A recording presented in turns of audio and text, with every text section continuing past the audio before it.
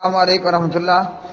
سوال ہے کہ ایک دیوبندی مولوی نے کہا حدیث کے جو معنی صحابہ تبع تابعین نے لیے وہ ہم لیتے ہیں۔ بات تو ماشاءاللہ درست ہے، ہم بھی یہی کہتے ہیں۔ قرآن ہو حدیث ہو، جو معنی صحابہ سلف تابعین تبع تابعین رضوان اللہ علیہ مجمعین نے لیا، جو مفہوم ان نے لیا وہ ہم کو لینا چاہیے۔ اچھا جی، آگے کیا لکھتے ہیں؟ حدیث اس کی نماز نہیں جس نے فاتحہ نہیں پڑھی، اس کے معنی اہل علم نے لیے ہیں کہ حدیث اکیلے کے لیے ہے۔ تو محترم بھائی، یہ بات ثابت بھی تو ہو نا، تو اس لیے یہ چیز ثابت نہیں ہے۔ فاتحہ نہ پڑھنے کے حوالے سے کہ مقتدی فاتحہ نہ پڑھے، یہ نہ پڑھنے والی جو روایات ہیں وہ درجہ صحت کو پہنچتی ہی نہیں ہیں، تو بیمار روایت کے سہارے پر صحیح حدیث کو نہیں چھوڑا جا سکتا۔ رہ گیا معاملہ ان مقلدین کا، میں اللہ کو گواہ بنا کر اپنی اس مسجد میں بیٹھ کر یہ کہتا ہوں علی وجہ البصیرت کہ مقلد جو ہے وہ حدیث کی پیروی کرنے والا نہیں ہوتا۔ اور یہ میں کیوں کہہ رہا ہوں کہ میں خود مقلد تھا، میں خود مقلد تھا، دیوبندی تھا، حیاتی تھا، دیوبندی مماتی تھا، اشاعتی پنجپیری تھا، پتھری تھا۔ تو ہمیں استادوں نے یہی پڑھایا سکھایا کہ ہم امام کے مقلد ہیں، اور آج بھی گھمن یہی کہتا ہے کہ اپنے بڑوں کو مت چھوڑو چاہے ان کے پاس دلیل ہو یا نہ ہو۔ تو دراصل یہ دھوکہ دینے کے لیے آپ کو کہتے ہیں کہ فلاں نے یہ کہا، فلاں روایت میں یہ ہے۔ ایک تو وہ روایتیں ضعیف ہوتی ہیں، وہ قول ضعیف ہوتے ہیں، دوم یہ ہوتا ہے کہ ان کا مقصد حدیث یا صحابہ تابعین تبعین کی تو پیروی ہے ہی نہیں، ان کا تو مقصد ہے امام صاحب کی تقلید کرنا۔ تو اس لیے اہل الحدیث کا عمل درست ہے اور صحیح ہے۔ بیمار روایت کو سہارا بنا کر صحیح حدیث کو نہیں چھوڑا جا سکتا۔ اور صحیح حدیث کیا ہے؟ لا صلاۃ من صلی صلاۃ قسمت الصلاۃ۔ اور رہ گیا معاملہ سلف الصالحین کا، تو ہمیں جو ہے وہ گستاخ اور بے ادب ہونا کا جو ہے وہ تانا دینے والے اور اماموں کو نہ ماننے والے کہنے والوں، امام بخاری نے تو لا صلاۃ پر باب باندھا، باب وجوب القراءۃ للامام والماموم۔ امام مسلم نے باب باندھا، باب وجوب قراءۃ الفاتحۃ فی کل رکعۃ۔ تو امام تو کہہ رہے ہیں کہ مقتدی بھی فاتحہ پڑھے گا۔ اچھا جی، اور آگے آپ نے لکھا کہ بقول لکھنے والے کے امام احمد ابن حنبل رحمہ اللہ نے کہا سورہ اعراف کی آیت وَإِذَا قُرِئَ الْقُرْآنُ یہ فرض نماز کے لیے اتری ہے۔ اچھا جی، ماشاءاللہ، یعنی سنت نفل کے لیے بھی نہیں، فرض کے لیے اتری ہے۔ تو ہم بھی امام احمد ابن حنبل کی بات کو اپنی سر پر اور اپنی آنکھوں پر لیتے ہیں۔ ہم بھی کہتے ہیں مقتدی جہری نمازوں میں امام کے پیچھے چپ رہے سوائے فاتحہ کے۔ وَإِذَا قُرِئَ الْقُرْآنُ جب قرآن پڑھا جائے تو خاموش رہو۔ فاتحہ مقتدی پڑھے گا، فاتحہ کے جو علاوہ کی قرات ہے وہ اس میں مقتدی چپ رہے گا، اور یہی وَإِذَا قُرِئَ الْقُرْآنُ۔ اب دیوبندی کہے گا یہ کہاں لکھا ہوا ہے، یہ کہاں لکھا ہوا ہے کہ فاتحہ کے علاوہ چپ رہے گا؟ میں سابقہ دیوبندی کہتا ہوں وَإِذَا قُرِئَ الْقُرْآنُ اگر بندے دے پترو ہو تو پھر وَإِذَا قُرِئَ الْقُرْآنُ میں دکھاؤ کہ مقتدی فاتحہ نہیں پڑھے گا، یہ کہاں لکھا ہے؟ وَإِذَا قُرِئَ الْقُرْآنُ میں پہلے ابھی کسی جواب میں بتا چکا ہوں، 17 سال میں نے کنٹینیو تراویح پڑھائی، اور اب بھی الحمدللہ آگے بھی پڑھاؤں گا، اللہ تعالیٰ ایمان والی زندگی دے انشاءاللہ۔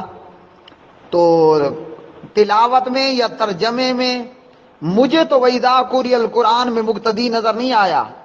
یہ قرآن پاک میرے ہاتھ میں ہے، میری نظر بھی نزدیک کی درست ہے، میں بڑی باریکی سے بھی پڑھوں تو وَإِذَا قُرِئَ الْقُرْآنُ میں تو نہ نماز فرض کا ذکر ہے، نہ سنت کا ذکر ہے، نہ نفل کا ذکر ہے۔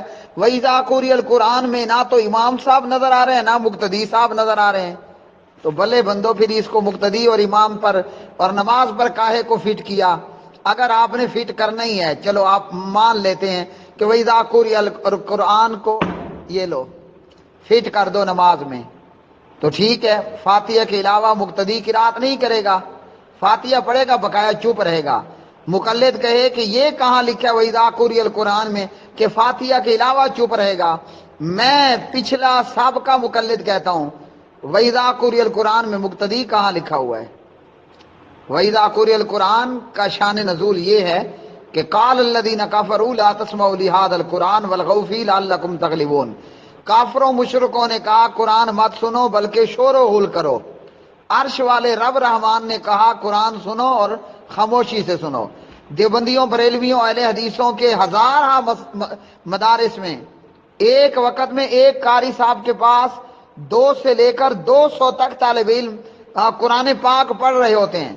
بلکہ ہم قاری صاحب کو جب سبق سناتے تھے، میں جب دیوبندی تھا، میرے قاری صاحب تھے قاری محمد کامل صاحب، وہ ایک وقت میں 6 طالب علموں کا قرآن سنتے۔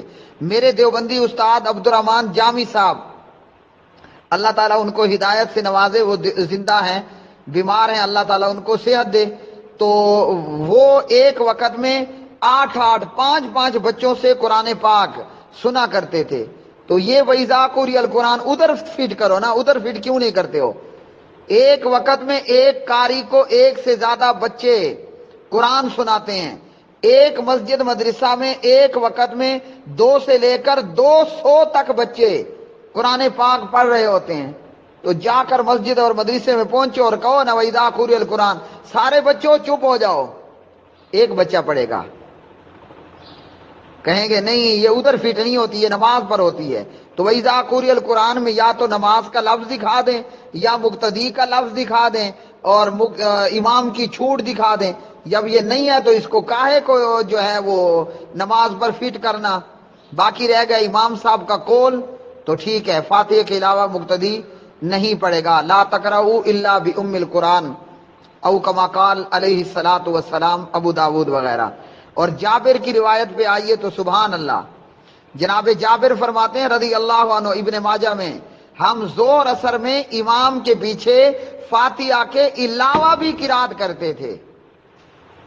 تو یہاں تو آپ فاتحہ کو رو رہے ہیں، صحابہ تو فاتحہ کے بعد بھی پڑھا کرتے تھے۔ لیکن بہرحال آخری بات یہی کہوں گا کہ مقلد اس کی دلیل حدیث آیت نہیں ہوتی، امام کا قول اور امام کی تقلید ہوتی ہے۔ یہ اہل الحدیث کا شرف ہے کہ آج الحمدللہ اہل الحدیث کی بر صغیر میں آمد نے مقلد کو اتنا مجبور کر دیا کہ مقلد کو مجبوراً وَإِذَا قُرِئَ القرآن بھی پڑھنا پڑتی ہے اور دیگر چیزیں بھی پڑھنا پڑتی ہیں۔ لیکن حقیقت یہی ہے کہ جو میں بیان کر چکا ہوں اور جس کی طرف تقریر ترمذی میں محمود الحسن دیوبندی نے کہا کہ حق بات امام شافعی کی بات میں ہے، لیکن ہم نہیں مانیں گے، مسئلہ خیار تھا، ہم نہیں مانیں گے کیونکہ ہم امام ابو حنیفہ کے مقلد ہیں اور امام کی بات لیں گے۔ زکریا صاحب نے فضائل اعمال میں لکھا صحابی کو تیروں پہ تیر لگتے رہے، وہ نماز پڑھتا رہا، مگر ہم نہیں پڑھیں گے۔ کیوں اور بھائی کیوں؟ کہ ہمارے امام اعظم کے نزدیک وضو ٹوٹ جاتا ہے۔ اگر یہاں انسان مسلمان ہو تو وہ تو پیغمبر کی حدیث پر آمنا صدقنا سمعنا واطعنا کہے۔